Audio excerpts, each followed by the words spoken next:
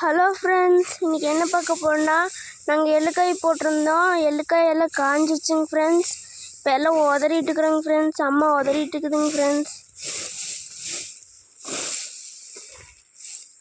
இங்கே தாங்க ஃப்ரெண்ட்ஸ் எள்ளு போட்டிருந்தோம்.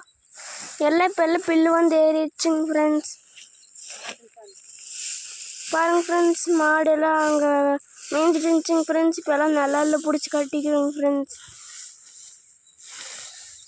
காலையிலேருந்து இதே வேலைங்க ஃப்ரெண்ட்ஸ் எங்களுக்கு.